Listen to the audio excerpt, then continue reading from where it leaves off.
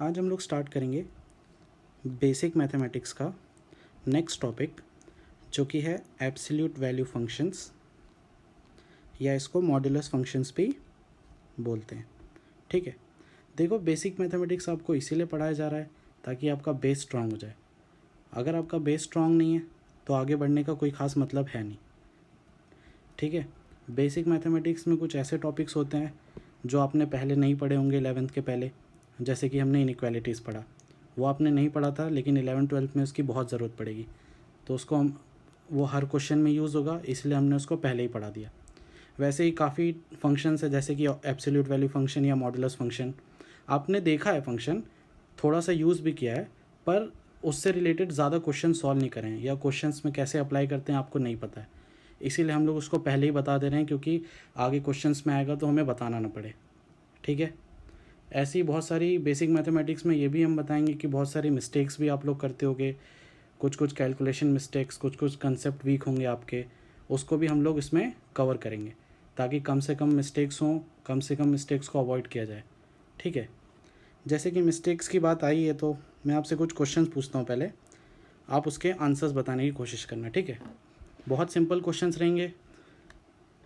इन questions से आपको ये आइडिया लग जाएगा कि बेसिक मैथमेटिक्स क्यों ज़रूरी है और छोटी छोटी कैलकुलेशंस से कितना बड़ा लॉस हो सकता है हमारा। ठीक है, जैसे कि सपोज़ मैं आपसे पहला क्वेश्चन पूछता हूँ, x इज़ इक्वल टू √9 है, तो x की वैल्यू क्या होगी। मतलब अगर x √9 के बराबर है तो x सिंप्लीफाई करोगे तो क्या आएगा।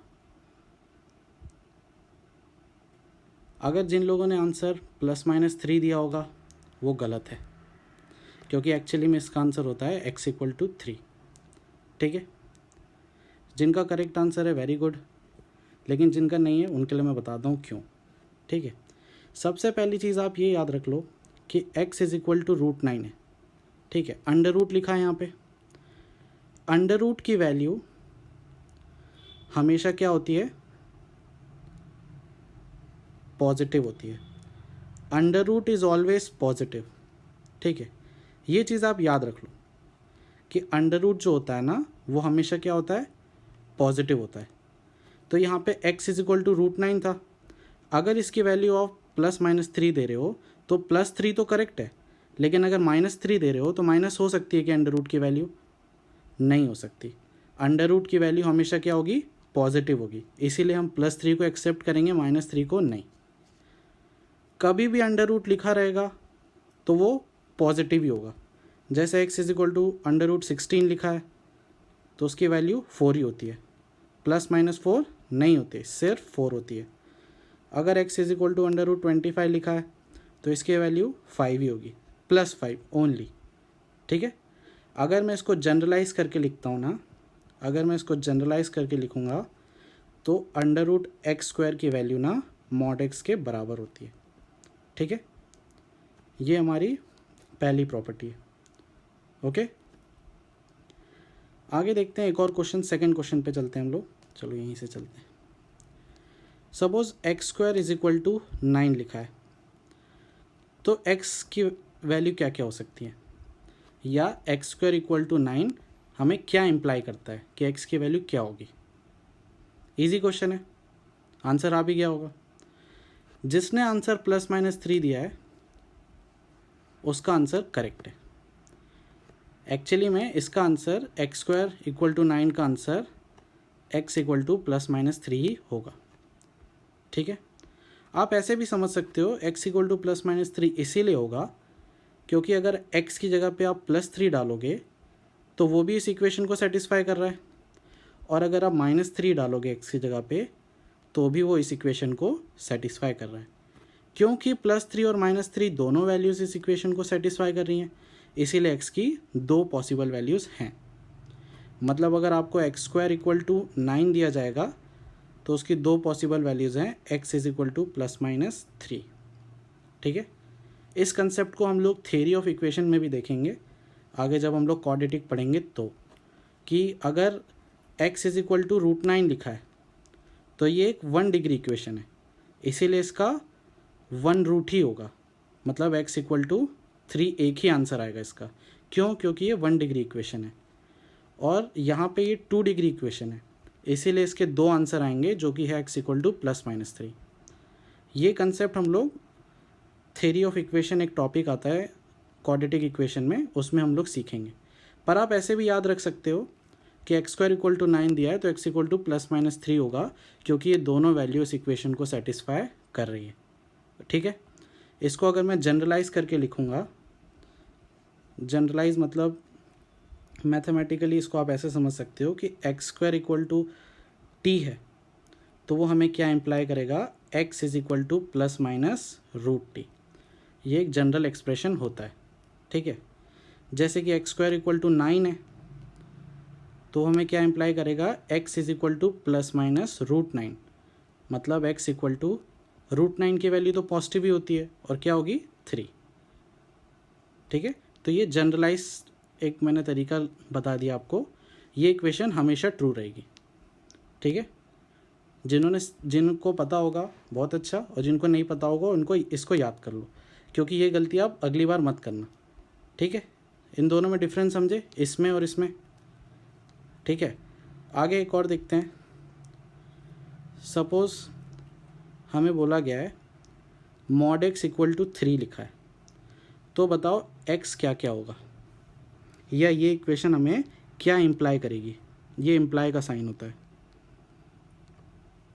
ठीक है, ऐसे ये इम्प्लाई का साइन होता है। तो ये इक्वेशन हमें क्या इम्प्लाई कर रही है। जिनका आंसर +-3 आया होगा वो करेक्ट है। ठीक है, जिनका आंसर +-3 होगा वो करेक्ट है, क्योंकि ये मॉडुलस फंक्शन है। एक्चुअली में यही मॉडुलस फंक्शन है, इसी के बारे में हम लोग आज पढ़ेंगे।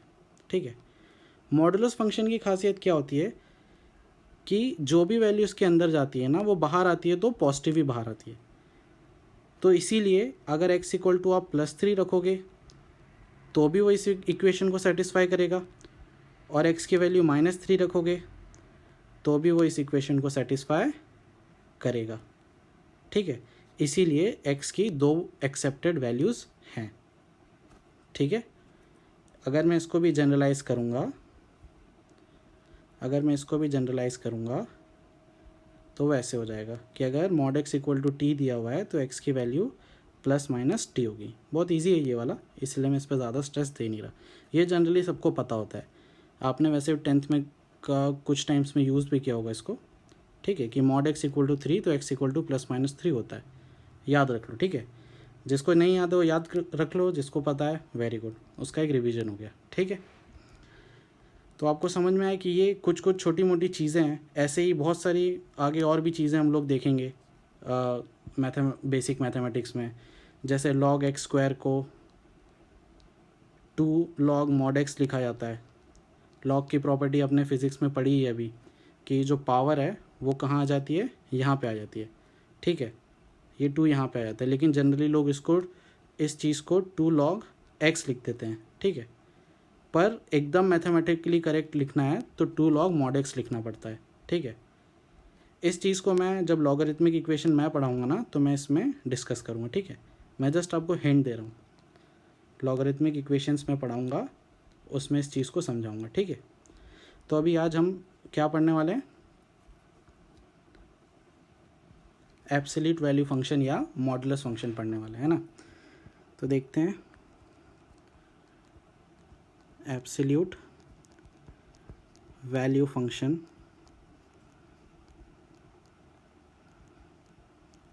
या मॉडुलस फंक्शन क्या होता है। ये फंक्शन क्वेश्चंस में कैसे अप्रोच करते हैं इसको, जब भी ये फंक्शन आता है तो क्वेश्चन सॉल्व करने के लिए। ठीक है, देखो y is equal to mod x, इस फंक्शन को बोलते हैं मॉडुलस फंक्शन। ठीक है, एक डाउट और देख लो, अगर आपको ये डाउट होगा, इसको f of x is equal to mod x भी लिख सकते हैं। ठीक है, y is equal to mod x लिखो या f of x is equal to mod x लिखो, बात बराबर है, कोई भी डिफरेंस नहीं है इसमें। ठीक है, मतलब y की जगह f ऑफ x लिखा जाता है। क्यों लिखा जाता है हम धीरे धीरे सीखेंगे। ठीक है, पर अभी आप इतना याद रख लो कि y की जगह f ऑफ x लिखो, ये मतलब y is equal to mod x लिखो या f of x is equal to mod x लिखो, बात बराबर है, कहीं भी कोई भी क्वेश्चन में लिखा रहे। ठीक है, इसमें कंफ्यूज मत होना। अब mod x मैंने अभी अभी बताया आपको क्या होता है, कि अगर अंदर आप अगर पॉजिटिव वैल्यू डालो तो पॉजिटिव ही रहती है, लेकिन अगर अंदर आप कोई नेगेटिव वैल्यू डालो तब भी वो क्या हो जाती है, पॉजिटिव ही हो जाती है। मतलब मॉड एक्स जो है वो हमेशा एक पॉजिटिव वैल्यू ही देता है, ठीक है। Mod x is always positive, ठीक है। अंदर तुम नेगेटिव भी डालोगे तब भी वो पॉजिटिव बनेगा, पॉजिटिव डालोगे तब भी पॉजिटिव बनेगा, ठीक है। अगर मैं इसको जनरलाइज़ करूं या थोड़ी मैथमेटिकल टर्म्स में लिखने की कोशिश करूं, यही जो चीज़ मैंने बोली कि अंदर पॉजिटिव है तो पॉजिटिव आएगा, अंदर नेगेटिव है तो नेगेटिव तो भी पॉजिटिव आएगा, इसी चीज़ को मैथमेटिकली अगर लिखना चाहते हैं ना हम तो ऐसे लिखा जाता है, mod x is equal to x when x is greater than 0 is equal to 0 when x is equal to 0 and is equal to minus x when x is less than 0, ठीक है। समझ में आया?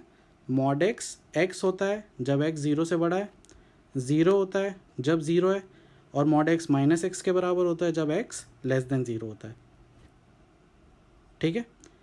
इसका मतलब क्या है, देखो इसको थोड़ा और समझने की कोशिश करते हैं। एक्चुअली में वो बोल वही रहा है कि mod x के बराबर है जब x ग्रेटर देन 0 है, ठीक है। x ग्रेटर देन 0 का मतलब हम इनइक्वालिटी में सीख ही चुके हैं, x इज़ पॉजिटिव। भाई x 0 से बड़ा है मतलब x क्या है, पॉजिटिव है, 0 से बड़ा पॉजिटिव और 0 से छोटा मतलब नेगेटिव, ये हम सीख चुके हैं ना। तो mod x के बराबर होता है, मतलब mod x को x लिख सकते हैं जब x क्या है, पॉजिटिव है। देखो सेटिस्फाई करा के देख लो, x पॉजिटिव नंबर अगर रहेगा तो mod x किसके बराबर है, मतलब x की जगह पे मैंने 2 लिखा तो mod ऑफ 2 के बराबर है। अगर x की जगह दोनों साइड 3 लिखता हूँ तो mod ऑफ 3 के बराबर है। अगर x की जगह दोनों साइड 4 लिखता हूँ, मतलब कोई भी पॉजिटिव नंबर लिखता हूँ तो ये इक्वेशन क्या होगी, सेटिस्फाइड होगी। कौन सी equation, mod x is equal to x when x is positive, ठीक है। अच्छा अगर x नेगेटिव है तो हम ये चीज़ लिख सकते हैं क्या, सोचो थोड़ा। अगर x पॉजिटिव है तो हम mod x के बराबर लिख सकते हैं क्या। अगर x नेगेटिव है और mod x के बराबर लिखेंगे तो सेटिस्फाई करा के देखते हैं कोई भी नंबर। जैसे x लेस देन 0 में हम लेते हैं x इक्वल टू -1, तो x इक्वल टू -1 दोनों x की जगह पे रखते हैं तो mod of -1 is equal to -1, तो ये तो वैल्यू हो जाएगी 1 और यहाँ पे क्या है -1। बराबर हो रहा है क्या, नहीं हो रहा, नहीं हो रहा ना। इसका मतलब x जब लेस देन 0 है तो mod x को हम x नहीं लिख सकते। क्या लिखा है उसने, जब x लेस देन 0 है तो mod x को -x लिखा है। क्यों लिखा है अब तुमको समझ में आ जाएगा, mod x को -x क्यों लिखा है जब x लेस देन 0 है। तो अब तुम x इक्वल टू -1 डाल के देखो, -1 x की जगह पे -1, तो ये mod ऑफ 1 तो हो गया 1 और ये माइनस इंटू माइनस क्या हो गया 1, बराबर हो गया ना। इसका मतलब क्या है, x जब लेस देन 0 है मतलब x जब नेगेटिव है तो mod x को हम -x लिखते हैं। x जब पॉजिटिव है तो mod x को हम डायरेक्ट x लिख सकते हैं, और x जब 0 है तो mod ऑफ 0 भी 0 होता है, तो इसीलिए उसने 0 लिख दिया है, ठीक है।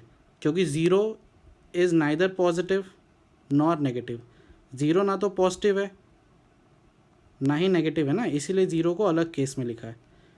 इससे कोई लेना देना खास है नहीं हमारा, हमको सिर्फ पॉजिटिव और नेगेटिव ज़्यादा मतलब है, क्योंकि 0 पे तो 0 ही है तो कोई मतलब नहीं है।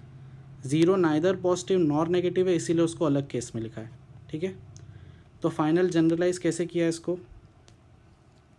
mod x को कैसे लिखा है हमने, mod x को हम x लिख सकते हैं जब x पॉजिटिव है, mod x को 0 लिख सकते हैं जब x 0 है, और mod x को -x लिख सकते हैं जब x नेगेटिव है, ठीक है। समझ में आया कैसे लिख सकते हैं, mod x को x लिख सकते हैं जब x पॉजिटिव है, कोई भी वैल्यू रख के देख लेना आइडिया लग जाएगा। mod x को -x लिख सकते हैं जब x नेगेटिव है। अब एक्चुअली में ये चीज़ ना क्वेश्चन सॉल्व करने में बहुत काम आती है। ये जो डेफिनेशन है ना जो मैथमेटिकली दी गई है, ये क्वेश्चन सॉल्व करने में बहुत काम आती है। क्योंकि क्वेश्चन में अगर सपोज़ हमें ऐसा कोई क्वेश्चन है कि मॉड एक्स प्लस 2x मान लेते हैं इक्वल टू 0, तो मॉड एक्स और x से डील करना तो हमको आता नहीं है, दिक्कत आती है ना। अगर यहाँ पे ऐसा लिखा होता x plus 2x equal to 0 मान लेते हैं, ठीक है, या इसको क्वेश्चन को और थोड़ा अच्छा कर देते हैं, सपोज़ यहाँ पे लिखा होता -1 इक्वल टू 0 -1 इक्वल टू 0, ठीक है। तो अगर यहाँ पे ऐसा लिखा होता तो हम क्या करते, 3x - 1 equal to 0 x equal to 1/3 easily कर देते। अगर ये मॉड नहीं लिखा होता, सिर्फ x लिखा होता तो ईजिली सॉल्व कर देते ना। लेकिन यहाँ पे क्या लिखा है, मॉड x लिखा है, और यही हमारी दिक्कत है। एक्चुअली में ये मॉड जो है ना वही दिक्कत है। तो हम क्या करते हैं ना, हम केस बनाते हैं। इस इक्वेशन को सॉल्व करने के लिए हम केस बनाते हैं। क्या केस बनाते हैं? पहला केस तो है हमारा कि अगर x ग्रेटर देन 0 है, मतलब x पॉजिटिव है, तो मॉड x की जगह पे हम क्या लिख सकते हैं, डायरेक्ट x लिख सकते हैं। भाई अगर x पॉजिटिव है तो मॉड x की जगह x लिख सकते हैं, देखो हमने पढ़ा हुआ है। तो हमने x लिख दिया, प्लस 2x - 1 इक्वल टू 0, ठीक है। अब ये इजी हो गया हमारे लिए, 3x - 1 equal to 0, x equal to 1/3 जो भी आएगा, ठीक है।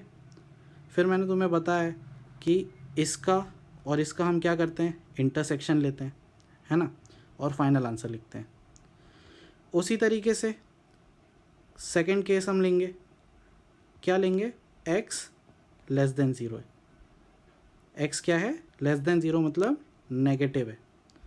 जब x नेगेटिव है तो मॉड x की जगह पे हम क्या लिख सकते हैं, -x लिख सकते हैं। भाई मॉड x की जगह पे हम क्या लिख सकते हैं, -x लिख सकते हैं। जब x नेगेटिव है तो मैंने -x लिख दिया, और बात बचा हुआ वैसा का वैसा ही। अब ये सॉल्व करना भी हमको इजीली आता है भाई, -x प्लस 2x x हो गया, और यहाँ से x का वैल्यू 1 आ गया, ठीक है। फिर से हम क्या करेंगे, इसका और इसका इंटरसेक्शन लेंगे, ठीक है। केसेस के अंदर मैंने तुमको बताया था ना, देखो ये जो मैंने चीज़ बताई थी वो हमेशा वैलिड होगी। इनइक्वालिटी में भी मैंने बताई थी, हमने 2 केस लिए थे। केसेस के अंदर हम क्या करते हैं, इंटरसेक्शन लेते हैं। विद इन केसेस इंटरसेक्शन लेते हैं। जो भी इसका फाइनल आंसर आता है और जो भी इसका फाइनल आंसर आता है, उन दोनों का हम क्या लेते हैं, यूनियन लेते हैं। आप इस चीज़ को याद ही रखो, ठीक है। ये चीज़ से ही हम लोग क्वेश्चन सॉल्व करेंगे, ठीक है। इसी चीज़ से हम लोग क्वेश्चन सॉल्व करेंगे, या कभी भी इन फ्यूचर में 11th-12th में कभी भी पढ़ाऊँ और कभी भी केसेस लूँ तो मैं इसी कंडीशन को यूज़ करूँगा कि केसेस के अंदर इंटरसेक्शन लिया जाता है, और जो भी आंसर आता है फाइनल उसका हम क्या लेते हैं, यूनियन लेते हैं, ठीक है। तो भाई देखो ये केस के अंदर अगर आप इंटरसेक्शन लोगे ना, x इज़ ग्रेटर देन 0 और x इज़ इक्वल टू 1/3, तो आपका आंसर आएगा x इज़ इक्वल टू 1/3। आप लेके देख सकते हो, ठीक है। और यहाँ से अगर आप इन दोनों का इंटरसेक्शन लोगे ना, तो आपका आंसर आएगा नो सॉल्यूशन, ठीक है, या x बिलोंग्स टू 5 ऐसा लिखते हैं। मैंने बताया था ना एम्प्टी सेट, ये बताया हुआ है आपको। क्यों नो सॉल्यूशन, क्योंकि x लेस देन 0 और x इक्वल टू 1 कभी इंटरसेक्ट कर ही नहीं सकते ना, ठीक है। तो फाइनली आप क्या, इन दोनों का क्या लोगे, यूनियन। दोनों केसेस का जो आपका आंसर आया उसका आप क्या लोगे, यूनियन, ठीक है। तो आपका फाइनल आंसर आ जाएगा। मतलब क्वेश्चन सॉल्विंग के लिए ये जो डेफिनेशन है ना हम उसका यूज़ करेंगे। क्या है वो डेफिनेशन, मैं एक बार फिर से बताता हूँ, बहुत इंपॉर्टेंट डेफिनेशन है, इसीलिए मैं बार बार लिख रहा हूँ कि मॉड एक्स को हम x लिखेंगे जब x ग्रेटर देन 0 मतलब पॉजिटिव है। मॉड एक्स को हम 0 लिखेंगे जब x इक्वल टू 0 है, और मॉड एक्स को हम -x लिखेंगे जब x लेस देन 0 है, ठीक है। यहाँ पे वैसे एक और केस 0 का भी केस लेना पड़ता है हमको, केस 3, ठीक है। खैर ये सब मैं जब नेक्स्ट वीडियो में क्वेश्चन सॉल्व करके बताऊँगा ना, तब कैसे अप्रोच करना है वो बताऊँगा, ठीक है। इस वीडियो में बस मैं आपको ये डेफिनेशन समझाना चाह रहा हूँ, और इस डेफिनेशन को हम कैसे एक्सटेंड कर सकते हैं। एक्सटेंड का मतलब क्या है कि ज़रूरी नहीं है ना हमेशा कि मॉड के अंदर x ही लिखा होगा। ऐसा भी हो सकता है कि मॉड के अंदर x-3 लिखा हुआ हो, या मॉड के अंदर x+4 लिखा हुआ हो, कुछ भी लिखा हुआ हो सकता है ना, या ऐसा लिखा हुआ हो x² + x+1, ऐसा भी लिखा हुआ हो सकता है। ठीक है, तो हम लोग कैसे डील करेंगे इस वीडियो में मैं आपको ये समझाऊंगा। क्वेश्चंस हम लोग नेक्स्ट वीडियो में देखेंगे। देखो, मॉड एक्स की डेफिनेशन हमने सीख ली कि मॉड एक्स होता है जब एक्स पॉजिटिव है, मॉड एक्स की जगह पे 0 लिख सकते हैं जब एक्स 0 है, और मॉड एक्स की जगह पे -x लिख सकते हैं जब एक्स नेगेटिव है। इसी डेफिनेशन की मदद से हम इन सब को भी इवेल्युएट कर सकते हैं या डिफाइन कर सकते हैं। कैसे, देखो करके बताता हूँ। इसको मैं लिख देता हूँ।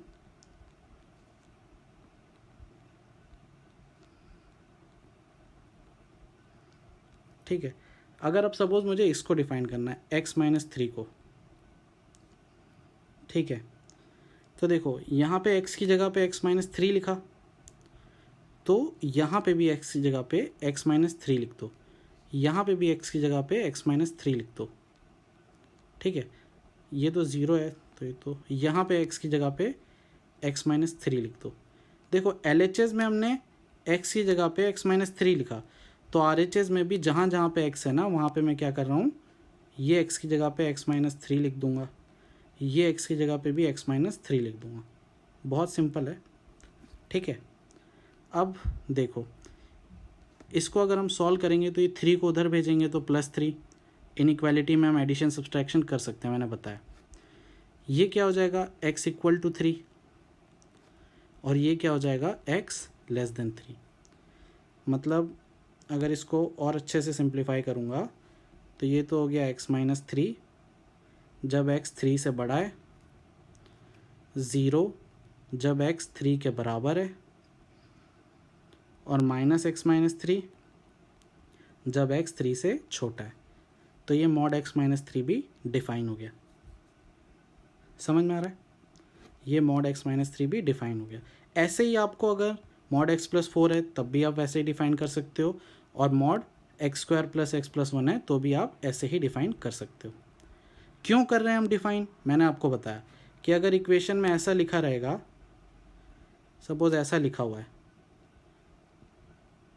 तो हमको ये चीज़ सॉल्व करते आती ही नहीं है ना, मॉड से डील करना हमको आता ही नहीं है, तो हम क्या करते हैं ना, मॉड को हटाने की कोशिश करते हैं या मॉड से बचने की कोशिश करते हैं। तो मॉड से बचने के लिए हम क्या करते हैं, मॉड को ऐसे केसेस में डिवाइड कर देते हैं, और ऐसे केसेस में डिवाइड करने के बाद सॉल्व करना बहुत ईजी है ना। समझ में आ रहा है, ये मैं नेक्स्ट वीडियो में आपको सॉल्व करके बताऊंगा, लेकिन आप बस ये समझो मॉड से बचने के लिए हम लोग उसको ऐसे डिफाइन कर देते हैं, ये जो चीज़ मैंने बताई। ठीक है, समझ में आया। सिंपल सी बात है कि अगर सपोज आपको मॉड x+4 को डिफाइन करना है, ठीक है, आप कैसे डिफाइन करोगे, x+4 when x+4 is greater than 0। भाई जब अंदर की वैल्यू पॉजिटिव रहेगी तो डायरेक्ट वही लिख देते हैं, अंदर की वैल्यू 0 रहेगी तो वैसे के वैसे ही रहने देते हैं, मतलब 0 रहेगी तो 0 लिख देते हैं, और जब अंदर की वैल्यू x+4 नेगेटिव रहेगी, ठीक है, तो क्या हो जाती है, -x+4 हो जाती है। आप जैसे भी याद रखो, आप डायरेक्ट भी कर सकते हो उसको, जैसे मैंने अभी डायरेक्ट किया। डायरेक्ट कैसे किया कि भाई अंदर की जो भी वैल्यू है मॉड के अंदर, अगर वो पॉजिटिव है तो डायरेक्ट उसको वैसे ही लिख दिया, अगर अंदर की वैल्यू नेगेटिव है तो एक माइनस साइन लगानी पड़ेगी। हमने देखा ना, अगर अंदर की वैल्यू नेगेटिव होती है तो एक माइनस साइन ये वाली लगानी पड़ती है, तभी ये माइनस इंटू माइनस पॉजिटिव होता है। और अगर अंदर की वैल्यू पॉजिटिव है तो उसको डायरेक्ट वैसे ही लिख देते हैं। तो अंदर की वैल्यू ये थी x+4, अगर वो पॉजिटिव है तो आप डायरेक्ट लिख दो, अगर ये अंदर की वैल्यू नेगेटिव है तो उस पर एक माइनस साइन लगा दो। ठीक है, और 0 है तो 0 ही होगी। जैसे x की वैल्यू -4 रखोगे तो x की वैल्यू -4 + 4 0 ही आएगा ना, तो 0 लिखा हुआ है, देखो ये। तो आप दोनों तरीके से समझो, जैसे भी समझो। अगर आपको ये वाला तरीका ज़्यादा अच्छे से समझ में आया, ये वाला जो मैंने बताया, ठीक है, कि मॉड एक्स, ये डेफिनेशन आपको याद ही है, अब तक याद ही हो गई होगी, तो यहाँ से इजीली इसको ऐसे लिख लो जैसे मैंने ये करके बताया, या फिर आप डायरेक्ट भी लिख सकते हो जैसे मैंने अभी डायरेक्ट लिखा। कैसे डायरेक्ट लिखा एक बार लास्ट बार बता देता हूँ। जैसे ये था, ठीक है, इसको चेंज ही कर लेते हैं क्वेश्चन, एक नया क्वेश्चन सीख जाओगे। सपोज़ ये, ठीक है, तो अंदर की वैल्यू जब पॉजिटिव होती है, ठीक है, मैं एग्जांपल भी लेके बताता हूँ। नीचे अंदर की वैल्यू पॉजिटिव है, जैसे +4 है, तो 4 के बराबर लिख सकते हैं, तो उसको डायरेक्टली मैंने x+5 लिख दिया। अगर अंदर की वैल्यू 0 है तो वो 0 के ही बराबर होगा, ठीक है। अगर अंदर की वैल्यू नेगेटिव है, जैसे -7 है मान लो, तो उसको हम क्या लिखेंगे, -7 लिखेंगे, एक माइनस साइन बाहर लगाएंगे, तो एक माइनस साइन बाहर लगा दी मैंने, ठीक है, जब अंदर की वैल्यू नेगेटिव है। तो डायरेक्ट ऐसे भी याद रख सकते हो, ऐसे याद रखोगे तो ज़्यादा अच्छे से समझ में आता है जैसे अभी बताया। बाकी तुम ये अप्रोच भी फॉलो कर सकते हो जो मैंने बताई थी। ये वाली mod x पहले लिखो, x की जगह पे x-3, यहाँ पे भी x की जगह पे x-3, यहाँ पे भी x की जगह पे x-3, ठीक है, सब x की जगह पे x-3 कर देना, ठीक है। तो ये तो था, हमने मॉडुलस को डिफ़ाइन करना सीखा कि अगर mod x+5 लिखा है तो उसको डिफ़ाइन कैसे किया जाता है। इसको ऐसे भी फर्दर डिफ़ाइन कर लो। ये सब तो कोई दिक्कत नहीं है, सब तो तुम लोग कर लोगे, ये सब तो कर लोगे, ठीक है।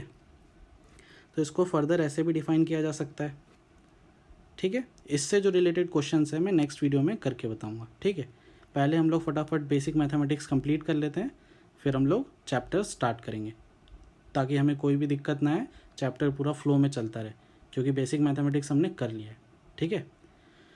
तो आज के लिए इतना ही, नेक्स्ट वीडियो में मैं क्वेश्चंस बताऊंगा।